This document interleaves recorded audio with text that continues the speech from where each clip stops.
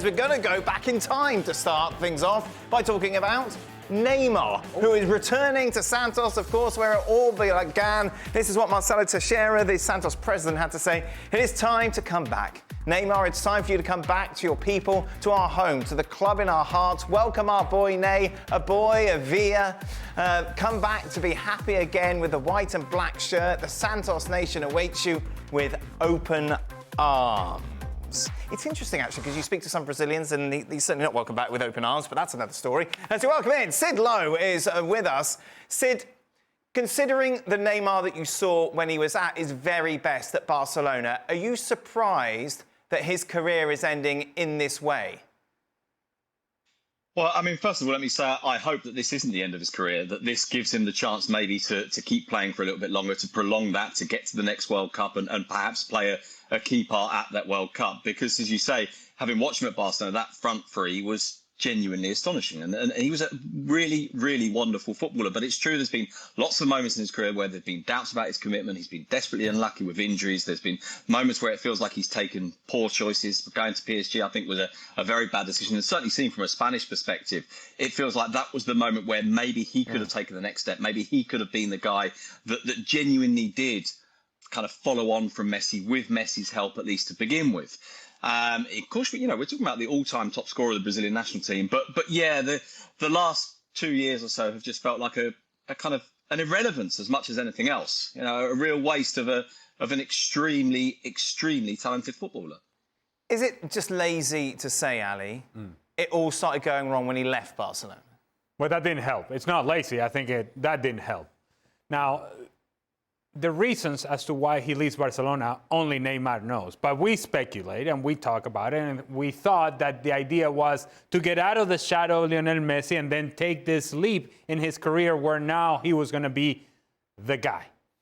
And it never really did work out at PSG. There were moments that maybe you thought, oh, maybe here we go, here it comes. But there was no sustaining power in any of those moments. There was never staying power. There was never enough continuity or consistency in terms of the performances of those moments, big key moments for PSG where he may have taken that jump. Let's not forget that when Neymar makes this decision to go to PSG, it was Messi and Ronaldo, then everybody else, and leading that group of everybody else was Neymar. He was the next guy to take that jump. That maybe was not going to get to the level of Ronaldo and Messi, but he was in that conversation among the top 5 players in the world. And his fall from that sort of ranking, if you will, from that sort of position to where he is now has been continuous. We have never seen Neymar actually continue the progression up. Everything has started to go downhill since then, and he hasn't been able to stop that momentum. While injuries play a part in that, I think the persona of Neymar has been hard to like, has been hard to get behind, has been hard to support. He has made it hard for himself and has made it hard for others, and so now he is just another guy that what could have been, what might have been, what should have been. His form suffered, the injuries started, and that happens when you don't take care of yourself professionally. And the reason that Messi and Ronaldo were at the peak for so long is because they looked after themselves properly. So jetting off to New York and getting pictures taken with basketball players, and then 2 days later playing in a game, and you're expected to be the best in the world, you get away with that for a very short period of time, and then it catches up with you.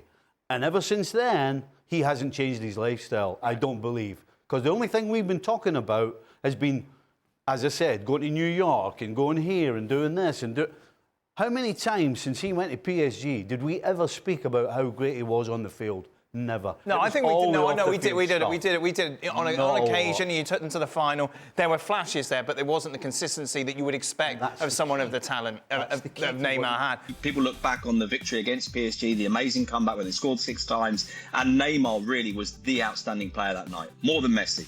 But the defining image as a photograph of that game is Messi standing in front of the stands at the end with his fist in the air, and that maybe Neymar felt that he needed it to be a bit more about him. And remember that summer really, really clearly when, of course, Piqué came out and said he's staying, and everybody knew that he was wanting to go, and Barcelona's players were trying to get him to stay. And one of the things that Messi did was to say to him, stay, and I'll help you be the best. I will play for you. And I remember one of those pre-season games, I must confess, I can't remember who it was against now, where Messi basically played behind him and spent the entire game trying to give the ball to Neymar, trying to demonstrate to him, listen, we'll do it for you. We'll keep you here. That's how good you'll be. And so that feeds into this legacy of feeling like, unfortunately, Neymar never became the man. So I think Barcelona fans are really fond of what he did for a few years, but wonder what it might have been if he'd been allowed to be the player that he wanted to be at Barcelona, or if he'd had the, if you like, the confidence or the commitment to stay and try and do it there rather than move on and try and do it. But here's the thing. At PSG, he was the man, right? He was going to be the guy. And so he was given that opportunity, and he was given that chance to then take this leap. But instead of taking that opportunity on and becoming the man, the guy, outside of the shadow of Lionel Messi's, here's what we're going to do, instead, it became a whole lot more about flash than substance. And it became a whole lot more about some of the reports that Stevie was talking about, and partying in Brazil, and partying, and it became a whole lot. His performance on the field was no longer a priority. And I think what players at this point in their careers, what they lose sight of is that what made them who they are, what made them a powerful brand, was the performance on the field. That's the thing that makes you Neymar. Not the fact that you own a helicopter, or you have this party, or you know these people, you take those pictures. It's the performance on the field, and the performance on the field started suffering. Of course, Messi, Suarez and Neymar, the gold standard when it comes to those Barcelona front three.